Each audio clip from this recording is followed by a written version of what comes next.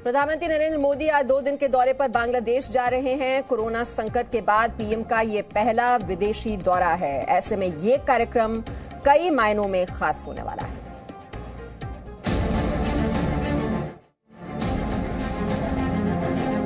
प्रधानमंत्री नरेंद्र मोदी कोरोना महामारी फैलने के बाद पहली बार आज 2 दिन के दौरे पर बांग्लादेश जा रहे हैं।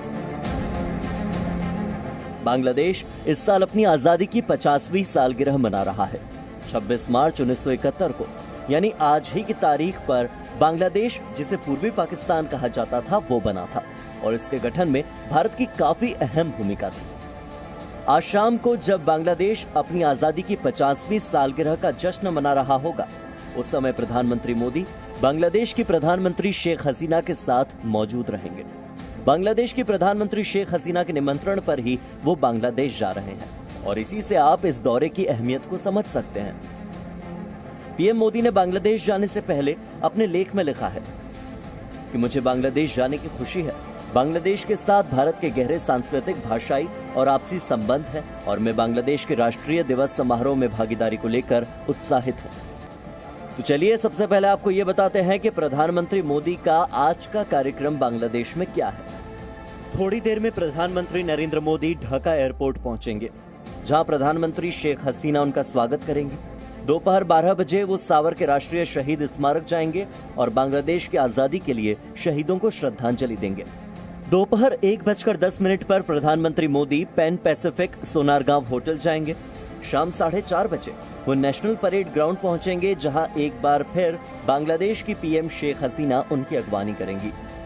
ढाका के नेशनल परेड ग्राउंड में ही आजादी के 50वीं सालगिरह का राष्ट्रीय कार्यक्रम होगा। प्रधानमंत्री मोदी के आने के बाद कार्यक्रम की शुरुआत दोनों देशों के राष्ट्रगान से होगी। इसके बाद अलग अलग धर्म ग्रंथों के भी पाठ होंगे और साथ ही 50वीं सालगिरह का थीम सॉन्ग होगा। शाम 7:10 पर दोनों देशों के प्रधानमंत्री बंगबंधु इंटरनेशनल कॉन्फ्रेंस सेंटर जाएंगे, जहां दोनों पीएम मिलकर बंगबंधु बापू म्यूजियम का उद्घाटन करेंगे। वहीं पर प्रधानमंत्री शेख हसीना ने प्रधानमंत्री मोदी के सम्मान में डिनर का आयोजन किया है। इसके बाद रात 8:40 पर प्रधानमंत्री मोदी अपने होटल पैन पैसिफिक सोनारगांव लौट आएंगे। 27 मार्च को प्रधानमंत्री मोदी का बांग्लादेश के ईश्वरीपुर में जशोरेश्वरी मंदिर जाने का कार्यक्रम है। चलिए अब आपको यह भी जानना चाहिए कि भारत का बांग्लादेश से आखिर कितना गहरा रिश्ता है। भारत और बांग्लादेश 54 नदियों का पानी शेयर करते हैं और दो देशों के बीच बहने वाली नदियों की यह संख्या पूरी दुनिया में सबसे ज्यादा है। हमारे देश का राष्ट्रगान जन गण मन और बांग्लादेश का राष्ट्रगान अमर सोनार बांग्ला दोनों रविंद्रनाथ टैगोर ने ही लिखे हैं। बांग्लादेश दक्षिण एशिया में भारत का सबसे बड़ा ट्रेड पार्टनर भी है।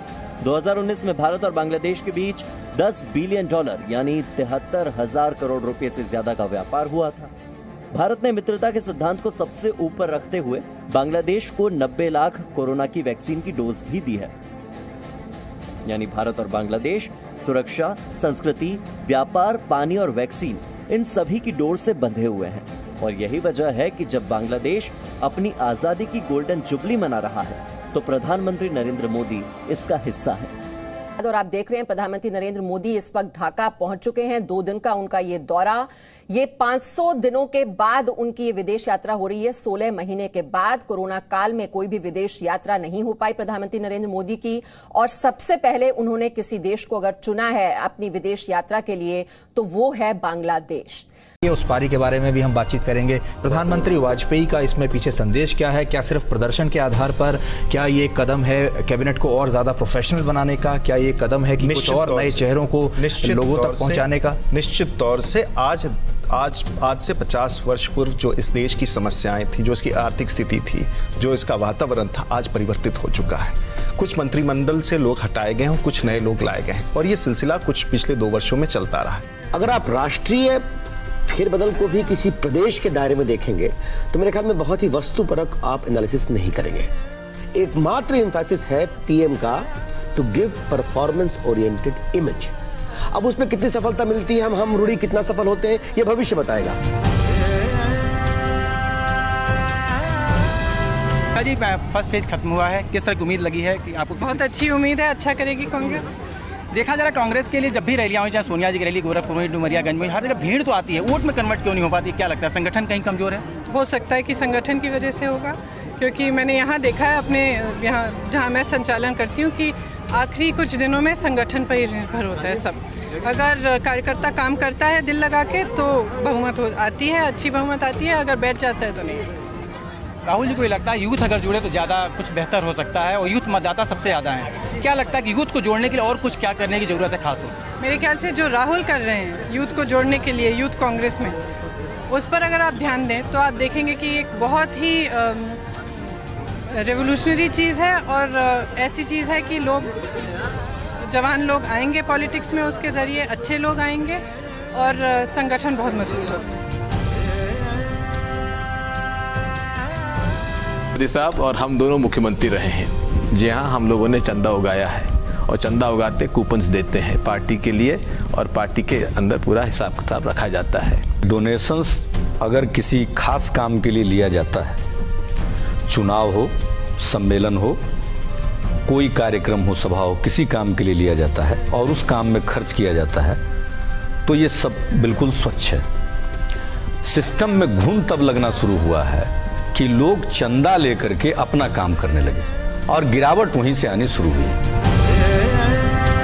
अगर आप रेगुलेटर की बात करते हैं कि पहले होना चाहिए, तो जयपाल जी शायद हिंदुस्तान मलेशिया के बाद दूसरा देश है जो कन्वर्जेंस बिल ला रहा है और रेगुलेटर की बात कर रहा है।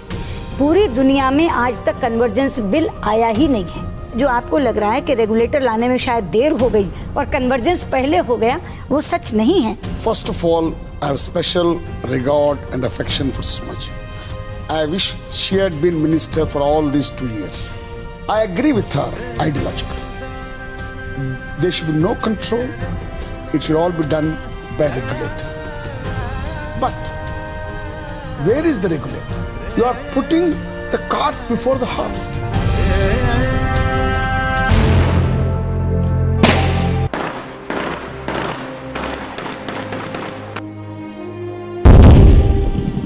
आप देख सकते हैं कि चारों तरफ सुरक्षा के जवान खड़े हुए हैं और यहाँ पर बैंकर लगे हुए हैं, बम लगाए जा रहे हैं। आप सामने देख सकते हैं। हम ऑपरेशन की तस्वीरें देख रहे हैं। कैमरामैन बहुत करीब पहुंच चुके हैं मकान के।